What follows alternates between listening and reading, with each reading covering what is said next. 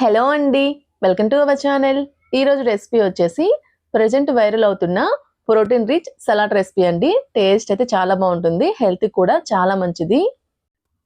సలాడ్ని తయారు చేసుకోవడం కోసం ముందుగా ఇక్కడైతే నేను ఒక గిన్నె తీసుకొని ఇందులో ఒక పావు కప్పు బొబ్బట్లు, ఇందులోని ఒక పావు కప్పు ఎర్రశనగలండి. ఇవి హెల్త్కి చాలా మంచిది. ఇందులోనే ఒక పావు కప్పు పల్లీలు వేసుకుంటున్నాను. ఇలా వేసుకొని ఇందులో ఒక పావు కప్పు పెసర్లు కూడా వేసుకుంటున్నాను. పెసర్లు వేసుకోవడం వల్ల సమ్మర్లో బాడీలో ఉన్న హీట్ని తగ్గించడానికి చాలా బాగా యూజ్ అవుతుంది. ఇందులోనే కొన్ని బఠానీలు, అలానే కొన్ని రాజ్మా అయితే వేసుకుంటున్నాను. రాజ్మా కూడా హెల్త్కి చాలా మంచిదండి. ఇందులో కొన్ని అలసందలు వేసుకుంటున్నాను. వీటితో పాటు కొన్ని తెల్ల శనగలు కూడా వేసుకుంటున్నాను. ఇవి కూడా హెల్త్కి చాలా మంచిది. ఇలా వేసుకున్న తర్వాత ఇలా ఈ పప్పులన్నీ మునిగేంత వరకు నీళ్లు పోసుకొని రాత్రంతా నానబెట్టుకోవాలి. మార్నింగ్ బ్రేక్‌ఫాస్ట్‌లోకి తినే పనైతే నైట్ అంతా నానబెట్టుకోండి. అదే ఈవినింగ్ స్నాక్స్‌లా తినే పనైతే మార్నింగ్ నానబెట్టుకుంటే సరిపోతుంది.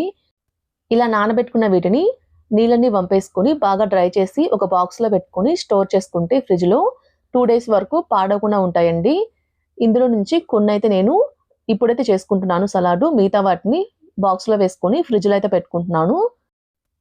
వీటిని మనము ఆల్రెడీ నానబెట్టుకున్నాం కాబట్టి ఇందులో నీళ్లు పోసుకొని కొంచెం సాల్ట్ కూడా వేసుకొని వీటి మొత్తాన్ని ఉడికించుకోవాలి. మరీ మెత్తగా ఉడికించుకోకూడదు.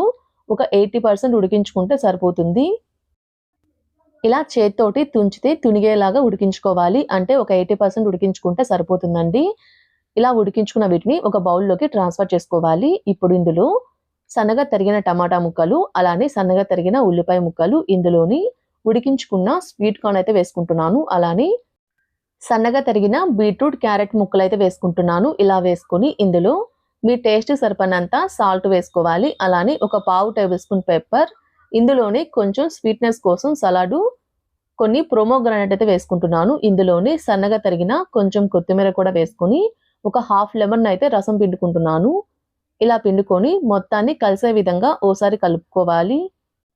ఇలా సలాడ్ మొత్తాన్ని కలిసే విధంగా కలుపుకున్న తర్వాత ఒక సర్వింగ్ బౌల్‌లోకి సర్వ్ చేసుకుంటే ఎంతో టేస్టీగా ఉండే ప్రోటీన్ రిచ్ సలాడ్ రెసిపీ అయితే రెడీ అయిపోతుందండి.